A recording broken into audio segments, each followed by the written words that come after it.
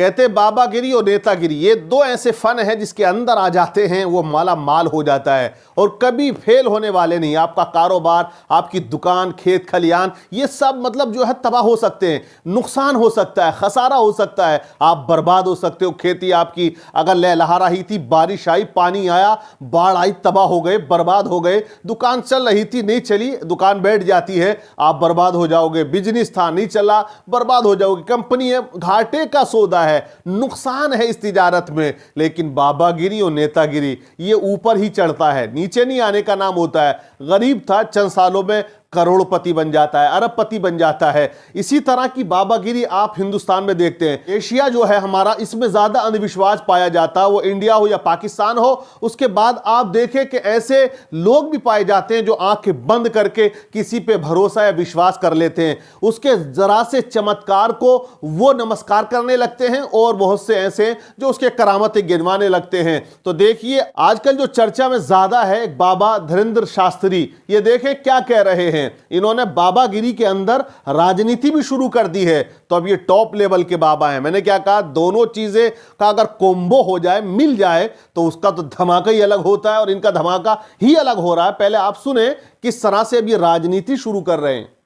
लेकिन हमने आज एक नया नारा बनाया है भारत के इतिहास में, तुम मेरा साथ दो, हम हिंदू राष्ट्र बनाएंगे। इन्होंने कहा कि तुम मेरा साथ दो, मैं तुम्हें हिंदू राष्ट्रीय दूंगा। वो जुमला जो सुभाष चंद्र बोस ने कहा, तुम मुझे खून दो मैं तुम्हें आजादी दूंगा, ये जनाब कह रहे हैं कि तुम मेरा साथ दो।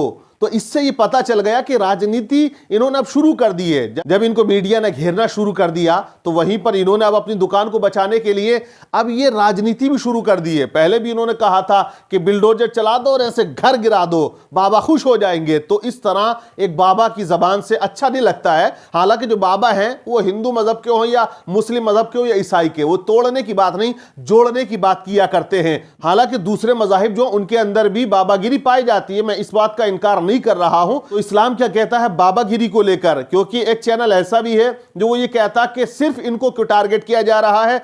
मुस्लिम मजहब के अंदर भी भूत प्रेत होते हैं, वहां भी उतारने चढ़ाने का मामला होता है। तो यहां जो भूत और प्रेत या चुड़ैलों का मामला नहीं चल रहा, यहां जो बात चल रही है वो मन की चल रही है कि मन ये पढ़ लेते हैं और ये बता देते हैं ये क्या सोच के आ रहा है, इसके बाप का नाम क्या, इसकी मां का नाम क्या। तो यहां इस तरह की बात चल रही है। आपने देखा कि एबीपी चैनल पर एक सुहानी शाह नाम की लड़की है, वो किस तरह आपके दिमाग को, ब्रेन को पढ़ती है और वो जो सोच रहे हो आप वो बता देती है। ये भी एक उसकी कला, वो कहती है ये साइंस है, ये विज्ञान है, ये कला है। हालांकि वो चाहे तो मुझे ये लगता है कि वो पूरे विश्व की सबसे बड़ी मतलब जो है बाबागिरी कर सकती है, करोड़ों अरबों रुपया कमा सकती है ये चमत्कार दिखा के। जो मन की बात पढ़ के आपकी बता दे तो उसको क्या कहेंगे लोग, उसके तो कदम चूमेंगे, उसकी राहों में तो नोट ही नोट होगा, चांदी चांदी, सोना सोना होगा। क्योंकि इस तरह वो लड़की जो दिखा रही है चमत्कार, लेकिन वो क्लियर कहती है ये कोई चमत्कार नहीं, ये विज्ञान है, ये साइंस है, ये कला है, ये पढ़ने का मामला है। तो उसने इस बात को क्लियर कर दिया। ये तो आप शुक्र करें कि किसी बाबा के पास ऐसी दिमाग नहीं आया। अब जो बाबा थोड़ा बहुत जानते वो आप समझ सकते हैं कि एक वक्त वो था कि बहन की शादी करने के लिए पैसा नहीं था, एक मुस्लिम ने मदद की। धीरेंद्र शास्त्री ये अपनी जबान से खुद बता रहे हैं कि एक मुस्लिम ने मुझे पैसा दिया, मैंने अपनी बहन की शादी की। ऐसा भी वक्त गुजरा और आज ऐसा है कि आज तो बस बल्ले बल्ले है मामला, कोई कमी नहीं किसी बात की। क्योंकि अंधविश्वास जो है वो इंसान को बिल्कुल दीवाना बना देता है, जिसे कहते हैं अंध भक्ति, जिसे कहते हैं अंधविश्वास। बिल्कुल इंसान सोचता नहीं है। लेकिन इस्लाम क्या कहता है इस बाबागिरी के बारे में? क्योंकि देखिए बहुत से लोग ऐसे बाबा हैं जो मुस्लिम समाज में पाए जाते हैं, वो फाल खोलते हैं। अब फाइल के बारे में क्या होता है कि जैसे कोई बंदा जाता फाइल खुलवाने, वो कहते हैं कि आप मेरी फाइल खोलें, उन्होंने साहब नाम लिखा और कुछ अदद निकाले और वो उसको कैलकुलेट करके कह देते हैं कि बस तुम्हारे घर पे साया है किसी भूत का, प्रेत का, जादू का, या तुम्हारी किसी रिश्तेदार ने तुम्हें करा दिया है।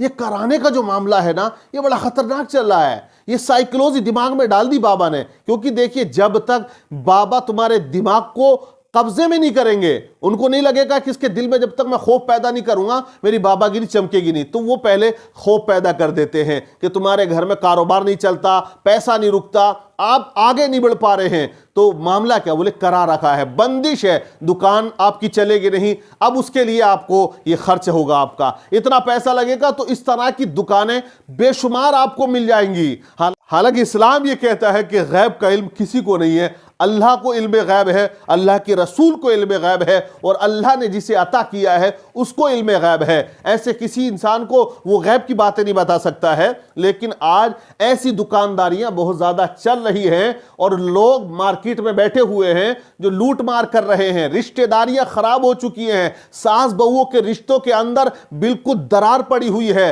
और खानदान खानदान आपस में इख्तलाफ का शिकार हो चुके हैं। किस वजह से? इस वजह से कि जो बाबा ने साइकोलॉजी डाल दी दिमाग में कि करा रखा है तुमको, और तुम्हारी पड़ोसन ने कराया, तुम्हारी रिश्तेदार ने कराया, तुम्हारी भाभी ने कराया, तुम्हारी जिठानी दौरानी ने कराया। ये कराने का जो एक सिस्टम चल पड़ा है और लोग इस पर ज्यादा विश्वास करते हैं। एक वो है कि किसी पर पेशी आ रही है कि भूत है और वो अंदर से बोल रहा कि तुम्हारी उसने मुझे भेजा है, उसने, तो बहुत ज्यादा रिश्ते खराब हो चुके हैं और बहुत नफरतें बढ़ चुकी हैं। लेकिन इस्लाम कहता है इन सब बातों पर आप विश्वास मत करो, क्योंकि ये सब झूठ है। इस्लाम ये कहता है जो फाल खोली जाती है वो जरूरी नहीं है कि सच हो, वो झूठ भी हो सकती है, क्योंकि एक कयास आराई होती है उसके अंदर। जो बताने वाले होते हैं वो एक कयास के जरिए बता देते हैं कि अब ये आ रहा है तो ऐसा हो सकता है। तो मैं ये कहूँगा जो बाबागिरी कर रहे हैं उनको भी ये चाहिए वो बिल्कुल यकीन और विश्वास ना दिलाएं,